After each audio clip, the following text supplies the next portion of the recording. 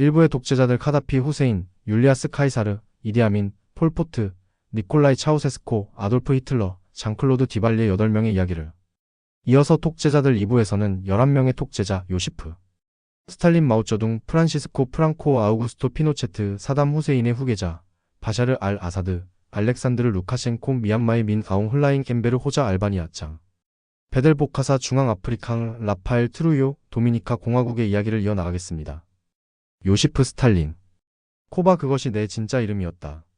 하지만 세상은 나를 강철의 남자 스탈린으로 기억한다. 레닌이 죽고 트로츠키를 축출한 후 소비에트 연방은 내 것이 되었다. 집단화 정책? 쿨락들을 숙청해야 했다. 우크라이나의 기근? 그들이 국가에 저항했기 때문이다. 수백만이 죽었다고? 혁명에는 희생이 따르는 법이다. 대숙청 내 측근들조차 믿을 수 없었다. 부하린 지노비에프, 카메네프 모두 반혁명 분자였다. 베리아가 내게 보고했다. 동지 스탈린 또 다른 음모를 발견했습니다. 나는 고개를 끄덕였다. 총살하라고. 히틀러가 침공해왔을 때 나는 믿을 수 없었다. 몰로토프-리벤트로프 협정을 맺었는데. 하지만 결국 베를린까지 갔다. 붉은 군대가 톡수리 둥지에 붉은 깃발을 꽂았을 때의 그 순간을 영광이었다. 마오쩌둥. 중국은 아편전쟁 이후 서구 열강의 먹잇감이었다. 하지만 나는 달랐다. 농민들 사이에서 혁명의 씨앗을 뿌렸다. 장정. 12,000km를 걸었다. 살아남은 자들만이 진정한 혁명가였다. 장개석과 국공내전을 벌였다. 그는 미국의 지원을 받았지만 나에게는 인민이 있었다. 1949년 10월 1일 천안문 광장에서 선포했다. 중국 인민이 일어섰다. 대약진 운동. 서구를 15년 안에 따라잡겠다고 했다. 뒷마당에서 철을 만들라고 했다. 참새를 잡으라고 했다. 하지만 수천만이 굶어 죽었다. 그래도 나는 물러서지 않았다. 문화 대혁명. 홍위병들이 거리로 나섰다. 옛것을 부수고 새것을 세우라. 류샤오치, 덩샤오핑. 모두 자본주의의 길로 가려 했다. 용서할 수 없었다. 혁명은 계속되어야 한다. 죽을 때까지. 프란시스코 프랑코. 스페인은 무정부 상태였다. 공화파들이 성당을 불태우고 공산주의자들이 설쳤다. 누군가는 질서를 회복해야 했다. 그것이 바로 나였다. 모로코에서 거병했다. 세비랴, 코르도바를 점령했다. 마드리드로 진격하면서 생각했다. 이것은 십자군이다. 히틀러와 무솔리니가 지원해 주었다. 게르니카? 전쟁에는 희생이 따르는 법이다. 공화파가 항복했을 때 나는 선언했다. 스페인은 하나다. 위대하고 자유로운 스페인. 카탈루냐어 금지, 바스크어 금지. 오직 카스티아어만이 스페인어다. 나는 39년간 통치했다. 히틀러가 죽고 무솔리니가 죽었지만 나는 살아남았다. 미국과도 협정을 맺었다. 반공의 보루로서 말이다. 1975년까지 스페인은 내 것이었다. 아우구스토 피노체트. 칠레는 혼란에 빠져 있었다. 아인데와 그의 사회주의자들이 나라를 공산화하려 했다. 인플레이션은 치솟고 파업은 계속됐다. 누군가는 행동해야 했다. 1973년 9월 11일 라 모네다 궁전을 포위했다. 아엔데에게 마지막 통첩을 보냈다. 항복하거나 죽음을 택하라. 그는 자살을 선택했다.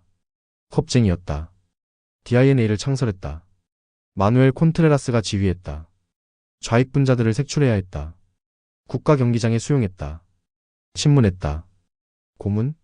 그들이 먼저 국가를 고문했다. 시카고 대학의 경제학자들을 불러들였다. 밀턴 프리드먼의 제자들. 신자유주의 정책을 도입했다. 국영기업을 민영화했다. 칠레의 기적이라고 불렀다. 하지만 그 기적에는 피해 대가가 있었다. 사담 후세인의 후계자 바샤르 알 아사드. 아버지 하페즈 알 아사드로부터 물려받은 시리아. 나는 안과의사였다. 정치에는 관심이 없었다. 하지만 형 바실이 죽고 운명이 나를 다마스쿠스로 불렀다. 2000년 바트당이 나를 후계자로 선택했다. 처음에는 개혁을 약속했다. 다마스쿠스의 봄이라고 불렀다. 하지만 권력이란 달콤한 독이었다. 2011년 아랍의 봄이 시리아에도 왔다. 데라에서 시작된 시위. 나는 강경하게 대응했다. 아버지라면 어떻게 했을까? 하마에서 그랬듯이 무력으로 진압해야 했다. 화학무기? 서방이 만든 거짓말이다. 하지만 반군들을 막기 위해서라면 모든 수단을 동원해야 했다. 러시아가 이란이 도와주었다. 알레포를 되찾았을 때 나는 알았다. 내가 이겼다고. 알렉산드르 루카셴코. 소련이 붕괴된 후 벨라루스는 표류하고 있었다. 서방의 충격요법이 우리를 망가뜨리려 했다. 나는 그것을 막아섰다. 1994년 대통령이 된 순간부터 말이다. 유럽의 마지막 독재자? 서방 언론이 붙인 별명이다. 나는 독재자가 아니다. 벨라루스 인민의 아버지다. 26년간 나는 이 나라를 지켜왔다. 푸틴과는 형제다. 러시아와 연합국가를 만들자고 했지만 나는 조심스러웠다. 벨라루스의 주권은 포기할 수 없었다. 그는 이해했다. 아니, 이해하는 척했다. 2020년 선거 후 시위가 일어났을 때 나는 굳건했다. 스베틀라나 티아노프스카야? 서방의 꼭두각시에 불과했다. 벨라루스 인민은 나를 선택했다. 압도적으로 말이다. 80%의 지지로. 미얀마의 민 아웅 훌라잉. 2021년 2월 1일. 우리는 행동해야 했다. 아웅산 수치와 NLD가 선거를 조작했다. 증거는 명백했다. 군은 헌법의 수호자다. 민주주의를 구하기 위해 쿠데타를 일으킨 것이다. 로힝야족? 그들은 불법 이민자들이다. 벵갈족일 뿐이다. 미얀마 국민이 아니다. 2017년 작전은 테러리스트들을 소탕하기 위한 정당한 행동이었다. 서방 언론이 과장했을 뿐이다. 시민들이 거리로 나왔다고? 폭동이었다. 경찰서를 공격하고 공무원들을 해쳤다. 치안을 유지하는 것이 우리의 의무다. 최소한의 힘만 사용했다. 중국이 우리를 지원한다. 러시아도 마찬가지다. 서방의 제재? 미얀마는 강하다. 2500년간 이어온 우리 문명을 그 누구도 굴복시킬 수 없다. 엠베르 호자 알바니아. 알바니아는 발칸의 작은 나라였다. 모두가 우리를 무시했다. 하지만 나는 달랐다. 파르티잔으로 이탈리아와 독일을 몰아냈다. 1944년 진정한 해방이 이루어졌다. 스탈린은 나의 스승이었다. 하지만 후르쇼프가 그를 배신했을 때 나는 소련과 결별했다. 수정주의자들과는 함께할 수 없었다. 진정한 사회주의는 알바니아에만 남았다. 중국과 손잡았다. 마오쩌둥만이 진정한 마르크스 마이너스 레닌주의자였다. 하지만 그마저도 덩샤오핑 때문에 변질되었다. 결국 알바니아만이 순수한 사회주의 국가로 남았다. 75만 개의 벙커를 건설했다. 어디서든 침공해올 수 있었다. 서방에서, 소련에서, 유고슬라비아에서. 하지만 우리는 준비되어 있었다. 호자의 알바니아는 불굴이었다. 장 베델보카사 중앙아프리카. 나는 프랑스군에서 복무했다. 인도차이나에서, 알제리에서 싸웠다.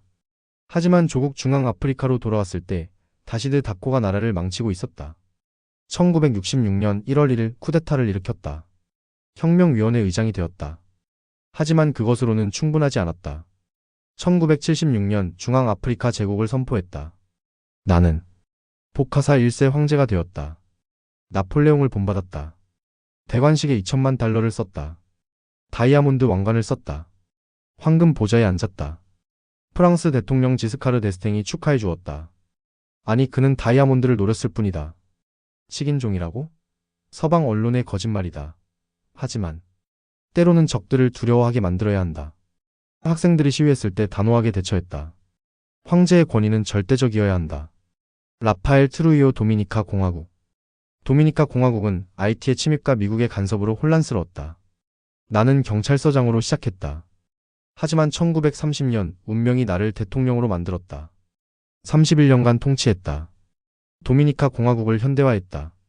도로를 건설하고 학교를 세웠다. 수도의 이름을 시우다드 트루이오로 바꿨다. 모든 것이 트루이오의 이름을 담았다. 1937년 IT인들을 추방했다. 파실리라고? 정화 작업이었다. 2만 명이 죽었다고 하지만 국경의 안전을 위해서였다. 흑인들이 너무 많았다. 갈린데스? CIA 요원이었다. 납치해서 처리했다. 미라발 자매들? 내 정권에 반대했다. 그들의 운명은 정해져 있었다. 하지만 1961년 5월 30일 내가 암살당했을 때 나는 알았다. 역사는 나를 기억할 것이라고. 이상 11명의 독재자들 이야기로 2부를 진행하였습니다. 권력. 그것은 마약과 같다. 한번 맛보면 놓을 수 없다.